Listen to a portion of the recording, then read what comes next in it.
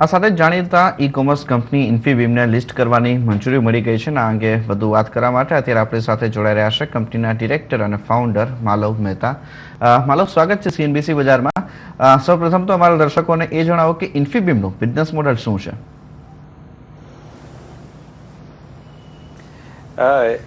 ઈ કોમર્સની અંદર ચારેક પ્રકારના મોડલ્સ હોય છે.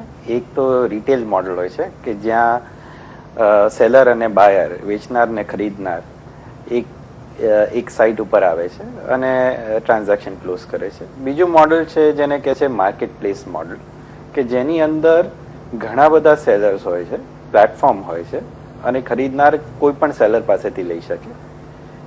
ત્રીજું મોડલ હોય છે એને કહે છે મેનેજડ માર્કેટ પ્લેસ મોડલ, કહે છે કે ભાઈ જેની અંદર જે સેલર છે, જે વેચનાર છે, તેને ખરીદનાર સાથે મેળવવા જોડે જોડે એને ફૂલફિલમેન્ટ, લોજિસ્ટિક્સ અને ડિલિવરી પણ અપાતું હોય છે.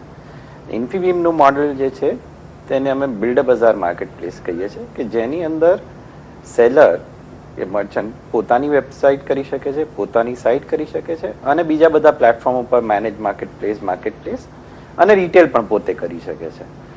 એટલે અમે ઇન્ફીબીમનું મોડલ જે છે તેને બિલ્ડ અ બજાર માર્કેટ પ્લેસ જણાવીએ છીએ. ઓકે, સાથે મતલબ અહીંયા એક બીજો પ્રશ્ન એ પણ થઈ રહ્યો છે કે આપના સેમ પીએસના કાઉન્ટર્સ આપણે જોઈએ તો ફ્લિપકાર્ટ છે, સ્નેપડીલ છે, એઓ પ્રાઇવેટ ઇક્વિટી થ્રુ પૈસા ઊભા કરી રહ્યા છે અને ત્યારબાદ તેઓ એક ટફ કોમ્પિટિશન આપવાના મૂડમાં છે. એ સમયે આપનો જે આઈપીઓ લાવવાનું આયોજન છે એની પાછળનું શું કારણ રહ્યું? આપને પ્રાઇવેટ ઇક્વિટી અને આઈપીઓ બંનેની વચ્ચે આઈપીઓની પસંદગી કેમ રહી? આઈપીઓની પસંદગી અમારા બોર્ડ ઓફ ડિરેક્ટર્સે કરેલી છે. એવું નથી કે ઇન્ફીબીમે ઇન્વેસ્ટમેન્ટ્સ નથી લીધા. ઇન્ફીબીમની સબસિડરી છે ઇન્ફીબીમ ડિજિટલ એન્ટરટેનમેન્ટ, જેની અંદર 26% ભાગ સોનીનો પણ છે. બિઝનેસ મોડલ પ્રમાણે અને જે રીતના ગ્રો થયા છે ઇન્ફીબીમ 2007થી, એ પ્રમાણે બોર્ડે એક ડિસિઝન લીધું કે આપણે જે પૈસા ઉઘરાવીશું, જે ફંડ રેઝ કરીશું, એ પ્રાઇવેટ ઇક્વિટી બદલે આપણે આઈપીઓ થ્રુ કરીશું. પણ ઇન્વેસ્ટમેન્ટ ઇન્ફીબીમે પહેલા પણ લીધેલા છે જુદી જુદી કંપનીઝ પાસે, પ્રાઇવેટ ઇક્વિટી નથી લીધી. ઓકે, સાથે જ હવે અહીંયા જો પબ્લિક ઇશ્યુની વાત કરીએ તો પબ્લિક ઇશ્યુના ડિટેલ્સ શું રહેશે અને જે ફંડ તમે ઊભું કરશો એનું યુટિલાઇઝેશન ક્યાં થશે? અમે 450 કરોડ રૂપિયા રેઝ કરવાના છીએ આઈપીઓ દ્વારા, અને એની અંદરથી 235 કરોડ ક્લાઉડ બેઝ ડેટા સેન્ટરમાં વાપરીશું. 37 crores 37 કરોડ લોજિસ્ટિક સેન્ટર્સ 75 સિટીની અંદર સેટઅપ કરી રહ્યા છે અને સોફ્ટવેર માટે 75 કરોડ છે અને જનરલ અને કોર્પોરેટ પર્પઝીસ માટે બાકીના છે. એમ કરીને ટોટલ 450 crores 450 કરોડ અમે રેઝ કરી રહ્યા છીએ આઈપીઓ દ્વારા. ઓકે, સાથે આ જે ફંડ તમે રેઝ કરશો તો એની સાથે અત્યારનું પ્રેઝન્ટ ડેટ લેવલ શું રહેશે કંપનીનું અને પોસ્ટ આઈપીઓ ડેટ કયા લેવલ ઉપર આપણે જોઈશું?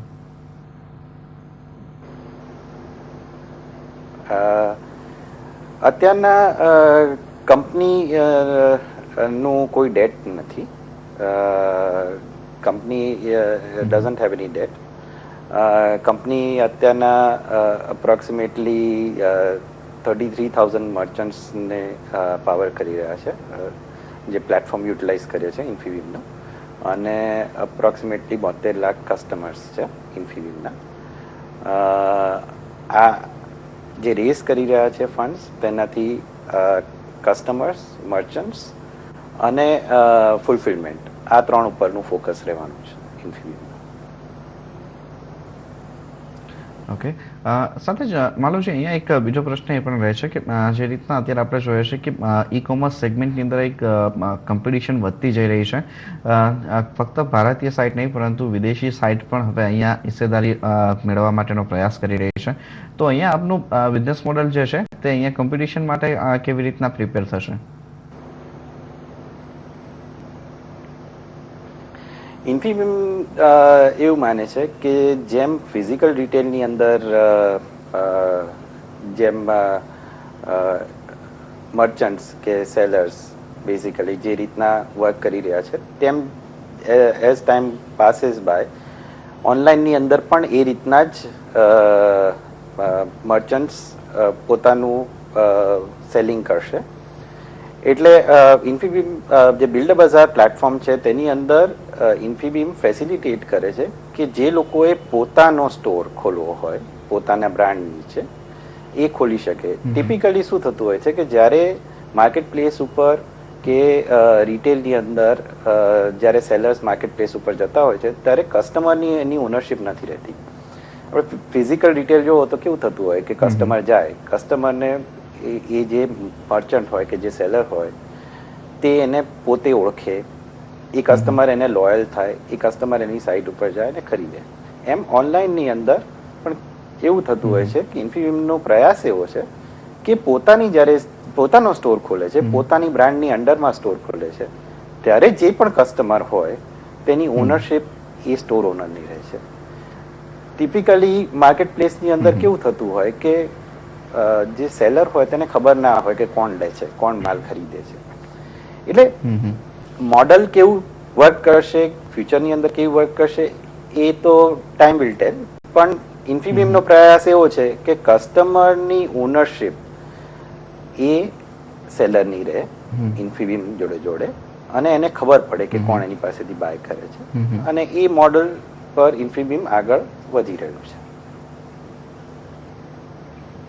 ઓકે, ખૂબ ખૂબ આભાર માલવજી અહીંયા અમારી સાથે જોડાવા માટે અને આપને અમારા તરફથી બેસ્ટ વિશિસ આપના આઈપીઓ માટે.